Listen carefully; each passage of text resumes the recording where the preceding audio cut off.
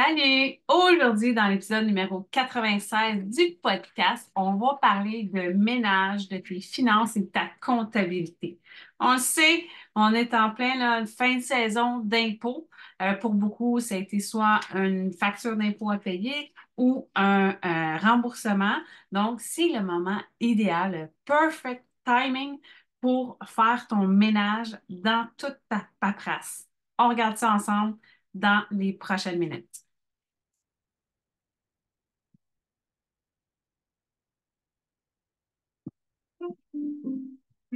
Hello, hello, bienvenue dans Soyez ta Biz. Tu l'attendais, enfin le retour du podcast qui fait vibrer tes chiffres, qui t'envoûte avec des déductions, qui te guide vers ta réussite financière.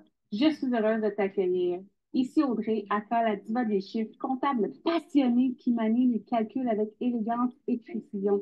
En ma compagnie, tu vas découvrir les secrets, les milliardaires de la comptabilité, les subtilités fiscales qui peuvent changer la donne et les astuces pour gérer mieux tes finances, tant entreprise que pour ta vie personnelle. Chaque semaine, on va décortiquer ensemble des sujets essentiels tels que la gestion comptable d'entreprise, les stratégies d'optimisation fiscale, les conseils pour augmenter tes bénéfices et bien plus encore. C'est avec un très grand plaisir que je te souhaite la bienvenue.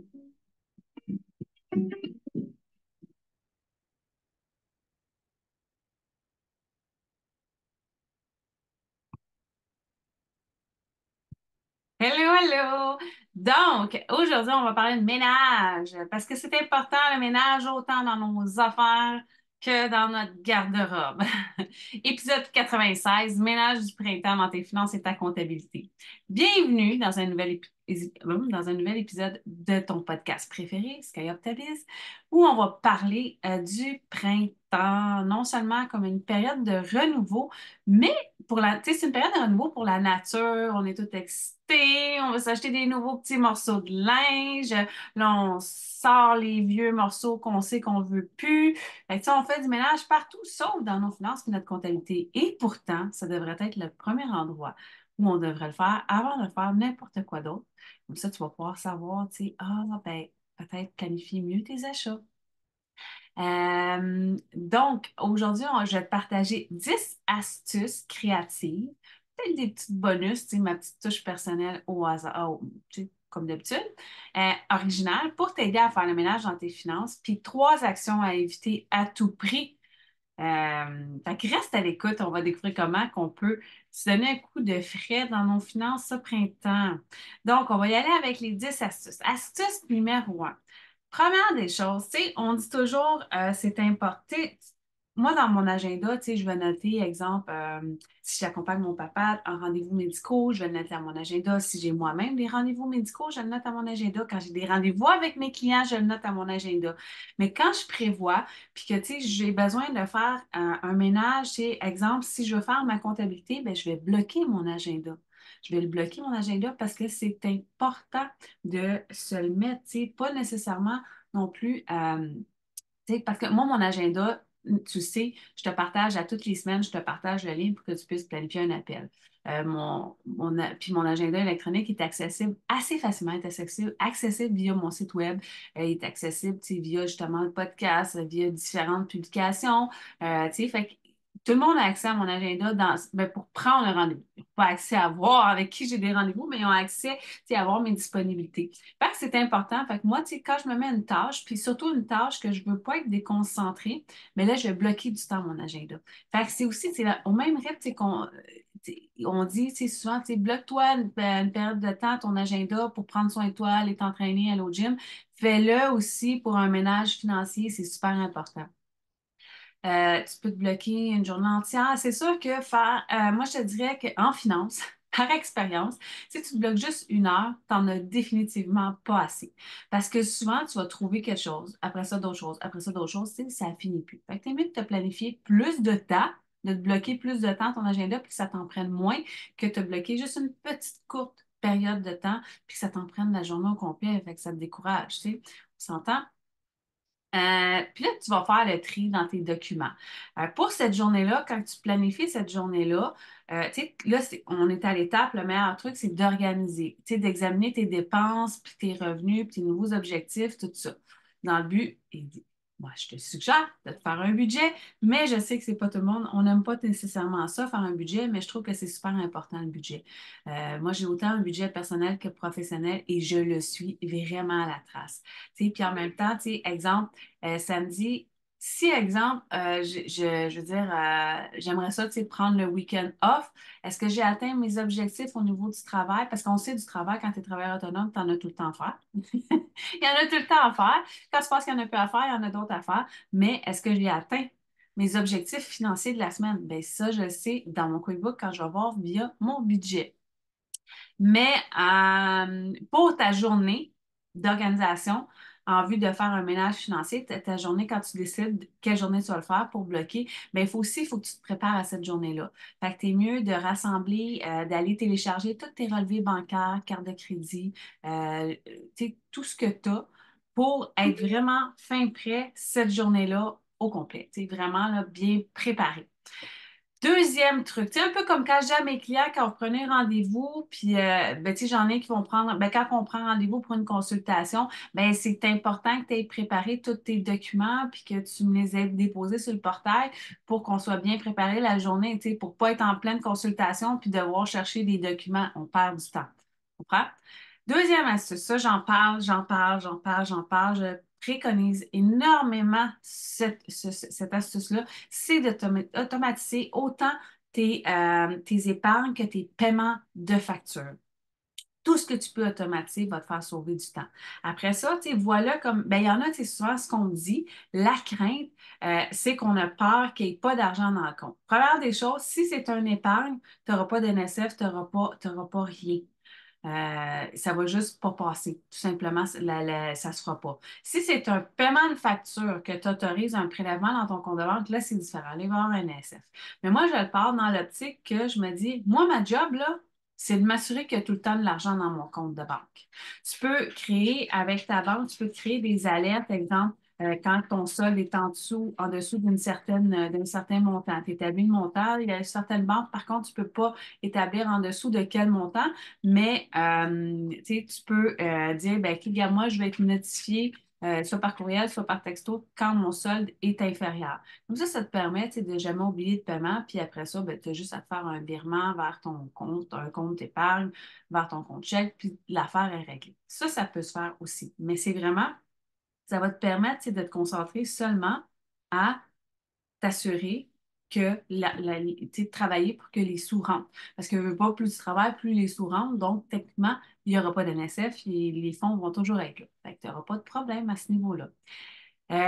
Troisième truc, troisième astuce, c'est long, c'est plate celui-là, mais renégocie tes contrats.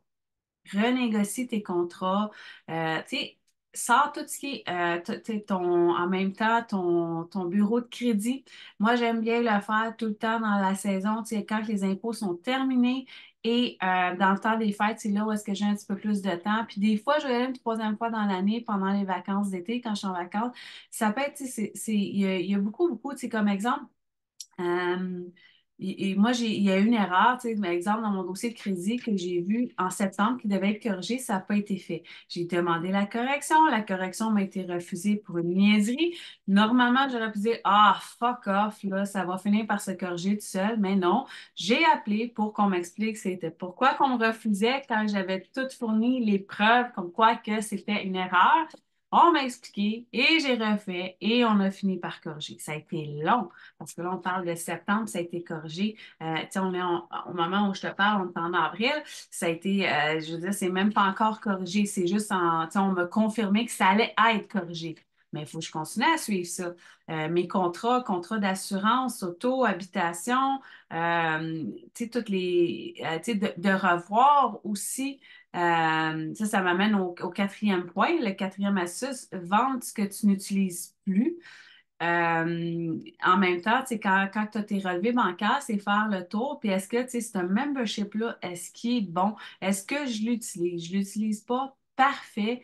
J'arrête. Je ne le renouvelle pas. Je ne le prends plus. Ou si c'est quelque chose, c'est un membership, c'est bon, mais en ce moment, je n'ai pas le temps. C'est pas opportun dans ma vie. on le cancelle, on le reprendra quand ça sera le temps, c'est tout. Moi, j'ai pour optique qu'il n'y a pas de mauvaise dépense parce que tout est une question de priorité. Donc, ça peut être prioritaire pour toi sans l'être pour moi, vice-versa. Fait que si pour toi, cette dépense-là, elle est justifiée et importante, bien, elle a toute sa raison d'être. La seule chose que j'aime pas, c'est le gaspillage d'argent. Tu sais, si on fait une dépense puis qu'on ne l'utilise pas, on ne consomme pas, ça, on gaspille, ça, moi, j'aime pas ça. Fait que ça, c'est vraiment important. Cinquième astuce, essayez de voir des fois pour une consolidation de dettes. Quand tu as plusieurs dettes, ça peut t'aider. Si tu peux être admissible à un prêt avec ta banque à un taux avantageux, ça peut être plus avantageux de faire un paiement puis de regrouper plusieurs dettes. Tu sais, ça peut t'aider aussi au niveau de ton bureau de crédit. Ça peut être intéressant. Sixième point, j'en ai parlé, c'est ma astuce, j'en ai parlé un petit peu tantôt, les assurances. Les assurances coûtent très cher. Tu sais, je vais donner le meilleur des exemples. La petite demoiselle en arrière de moi qui nous a lâché un petit grognement. Euh, on vend des assurances pour les chiens. Je dis qu'en quelque part, c'est pas mauvais, mais je vais donner le meilleur des exemples. Euh, Gizmo, je payais pour une assurance, mais vu que c'était un chien qui était excessivement malade, elle m'en est tombée, elle avait des exclusions dans tout. Fait que j'ai arrêté de l'assurer pour la simple et bonne raison que je trouvais ça trop cher. Mais en arrêtant de l'assurer, moi, ce que j'ai fait, la prime que je payais, je me suis assurée qu'il y a un prélèvement automatique qui s'envoie directement dans un compte bancaire épargne pour les animaux. Ça, je trouve ça vraiment important parce que quand on veut des animaux, ben, c'est important, c'est de pouvoir les soigner. Fait que c'est soit tu y vas avec une assurance ou un prélèvement automatisé, puis t'assurer, tu sais, que ton animal ait toujours ce qu'il a de besoin. Et un ou l'autre, c'est vraiment important. Fait que c'est un peu ça, tu sais, de bien revoir ton assurance, c'est habitation, auto, il y en a toutes sortes des assurances, assurance vie. Ça peut être intéressant, tu sais, de revoir les primes. Je sais que moi, j'ai acheté une assurance vie il y a vraiment, vraiment longtemps, c'est-à-dire qu'à un certain âge, à un moment donné, je vais arrêter de payer la prime. Fait que, tu sais, des fois, tu sais, je peux revoir, est-ce que, tu sais, la dernière année, tu sais, je joue avec ma prime parce que moi, des fois, j'en donne tout le temps plus, mais tu sais, le plus, ça dépend du montant. Fait que, tu sais, des fois, je regarde ça, puis je viens ajuster le montant. Ça, je peux le faire sur une base volontaire.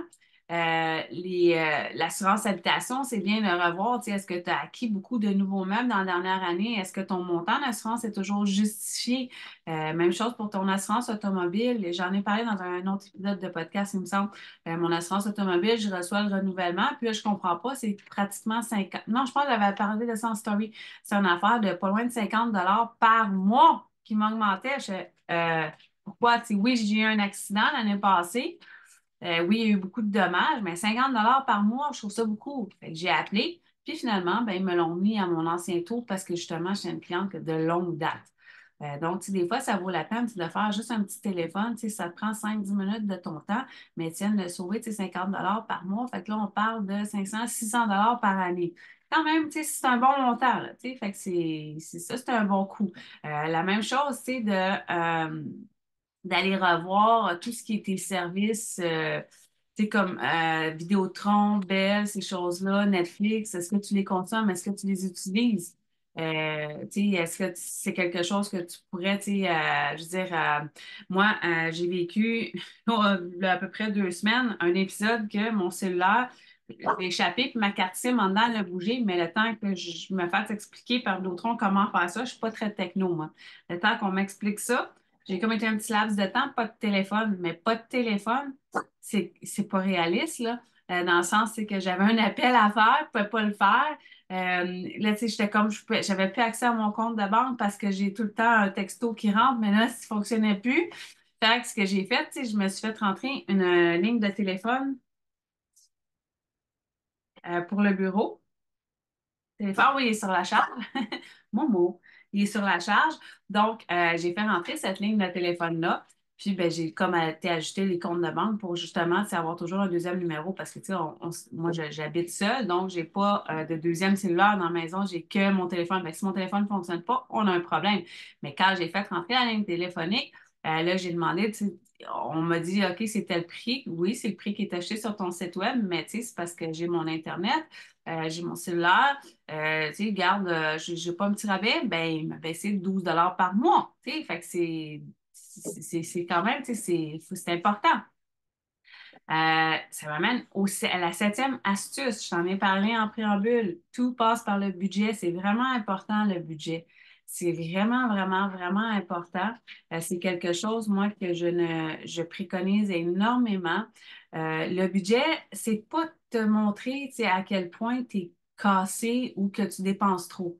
C'est vraiment juste le budget, il faut que tu le vois comme étant un outil pour te permettre d'atteindre tes rêves, d'atteindre tes objectifs. Tu sais, si pour toi, tu sais, comme j'en ai souvent parlé, moi, je rêve d'un parc immobilier, mais ça ne se fera pas du jour au lendemain, puis en semant ça dans le ciel, s'il vous plaît, je veux mon parc immobilier, ça se travaille. Donc, c'est important. Tu sais, oui, j'aime avoir certaines dépenses, mais je veux réaliser aussi mes rêves. Fait que ça permet juste de me dire, OK, Audrey, t'as ça en moyenne de revenus par mois, mais parfait, tu sais, tu vas établir tu sais, tes frais fixes, puis ensuite, ce que tu désires. Euh, Puis c'est important, parce que moi, pour moi, c'est important. Fait que c'est sûr qu'un budget, c'est vraiment, vraiment, vraiment important. T'en as un sur mon site web si tu vas t'ajouter à tous nos outils gratuits. Je te mettrai le lien dans la description. Tu as un modèle de budget personnel qui t'amène aussi vers un bilan, parce qu'un bilan aussi, c'est pratique. Ça va t'aider aussi de voir un peu un portrait de ta situation. Puis moi, je trouve ça vraiment, vraiment, vraiment important. Puis c'est ça, comme je te dis, je ne jure que par le budget. Huitième astuce, explorer des nouvelles opportunités de revenus.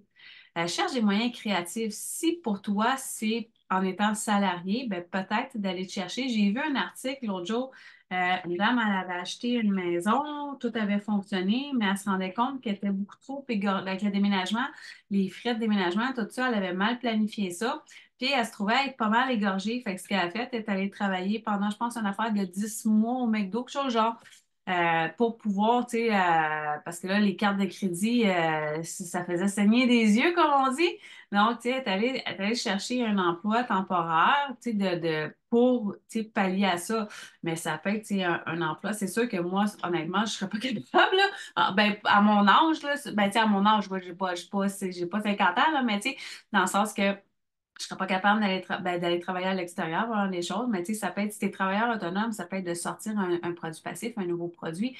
Et regarde, moi, je suis en train de travailler en ce moment pour sortir un nouvel e-book que je vais mettre dans ma boutique en ligne, qui va être disponible.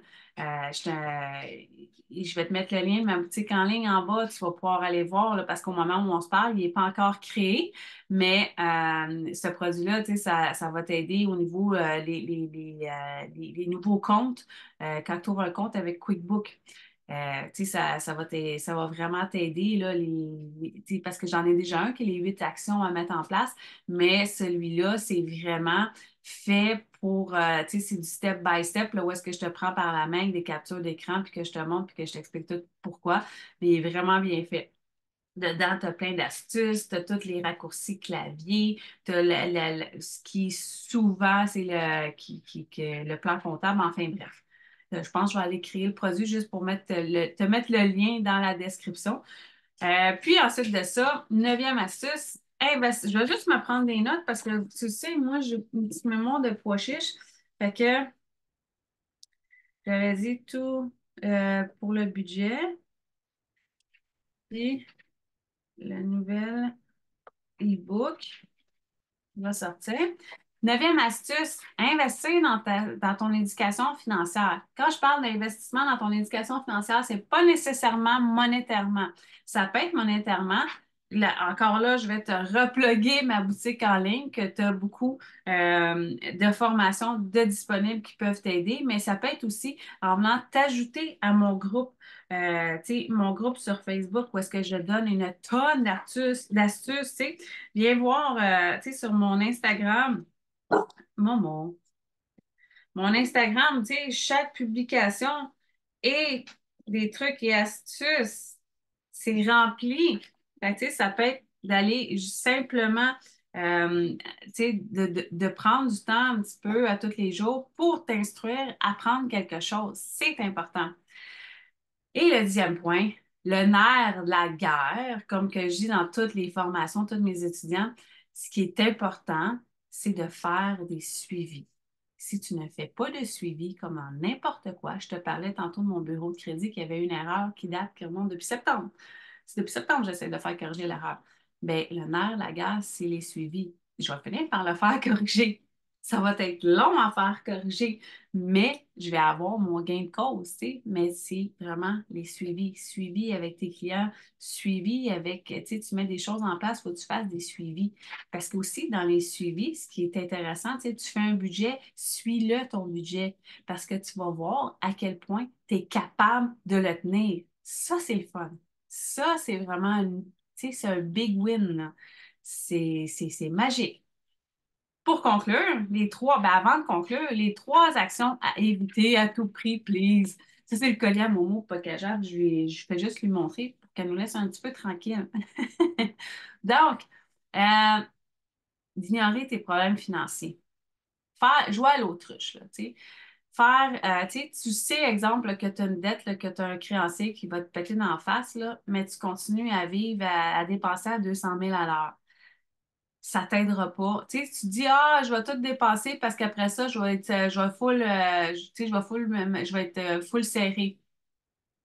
T'es peut-être mieux de moins dépenser tout de suite, tu sais, d'y aller graduellement pour que, tu sais, mais tu sais, la pire des choses, c'est, tu sais, ce que tu fuis te suit. Ce que tu fuis te suit. Donc, ça va te suivre tout le temps. T'es mieux d'y faire face puis de régler ça plutôt que d'attendre que ça se règle seul parce que ça ne se réglera pas seul. Deuxième erreur, gérer tes finances sans budget. De ne pas avoir de budget, puis de naviguer à l'aveugle. C'est la pire des décisions financières que tu ne peux pas faire. Tu sais, c'est comme un petit peu si je te dirais, prends le volant de ton auto, là, bande-toi les yeux, puis va-t'en du point A au point B. C'est la même chose de ne pas avoir de budget. Tu y vas de façon aléatoire, sans vraiment avoir d'objectif puis de but précis. C'est ça, ne pas avoir de budget. C'est de conduire les yeux bandés. Pense-y, la prochaine fois que tu vas prendre ton volant ou que tu vas sortir ta carte, tu vas penser à moi. Et puis si tu penses à moi, viens me le dire. Troisième erreur, de reporter tes économies. Ne repousse jamais l'épargne à plus tard. Commence dès maintenant à mettre de l'argent de côté. Même si ça, je l'ai dit très souvent, même si c'est juste un 5 tu sais, j'en ai une, je te l'avais déjà dit, ça, je mets, tu sais, un 5 j'avais commencé à mettre un 5 par semaine dans un compte d'action à la bourse. Ben, aujourd'hui, c'est mon coussin. Tu sais, si c'est à mettant 5 piastres, après ça, j'ai augmenté à un deuxième 5 ça faisait 10 Puis là, je suis rendue à 15 par semaine. Sauf que tout ce que j'avais acheté, moi, j'ai acheté quand j'ai commencé, quand tout était vraiment dans le plus creux, là, quand on dit, oh, tu sais, tout est en train de crasher. Moi, j'ai acheté pendant ce temps-là. Puis là, ça prend énormément de valeur. Fait que ça, tu sais, c'est important, tu sais, de ne pas reporter tes économies. Euh, on dort mieux la nuit quand on a un coussin. Là, tu vas me dire, ouais, mon Dieu, je ne suis pas capable d'avoir de coussin. Moi, ce que je pense, c'est que tout est une question d'équilibre dans la vie, même si tu as beaucoup de dettes. Moi, je trouve que oui, c'est important de payer nos dettes, on le sait, on va payer plus d'intérêts, mais c'est aussi important d'avoir un petit coussin qui nous permette de dormir. Un petit coussin qui nous sécurise, là. Et si ton auto a brise puis que tu es bloqué de partout, qu'est-ce que tu vas faire pour aller travailler? Tu sais, fait que tout est une question d'équilibre. Mais si tu veux, appel découverte, on peut en jaser, je peux t'aider, je peux te donner selon ta situation des astuces, des trucs bien simples. En conclusion, ça fait le tour des 10 astuces pour faire le ménage dans tes finances de printemps, puis tes trois actions à éviter à tout prix. J'espère que ça a remis en lumière des choses que tu sais déjà puis ça te motive à le faire. Viens me le dire, viens me jaser. J'aime ça parler, j'aime ça entendre parler. Tu sais, qu'est-ce que mon podcast a comme pour impact sur vous? J'aime vraiment ça le savoir. Euh, puis j'espère vraiment que mes conseils vont t'aider à reprendre le contrôle sur tes finances, puis à te rapprocher de tes objectifs financiers. Merci de m'avoir rejoint. Merci d'être fidèle et d'être toujours là au poste. Et à la prochaine fois, j'ai bien hâte de te reparler bientôt. Bon, moi aussi, hein, elle est fatiguée, là.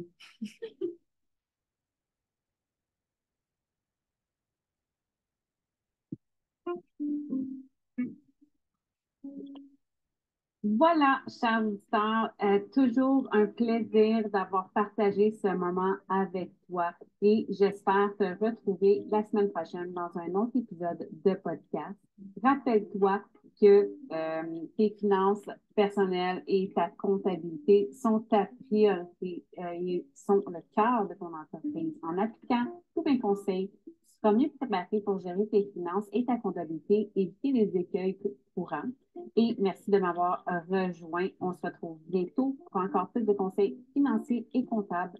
Prenez soin de ton entreprise et à bientôt.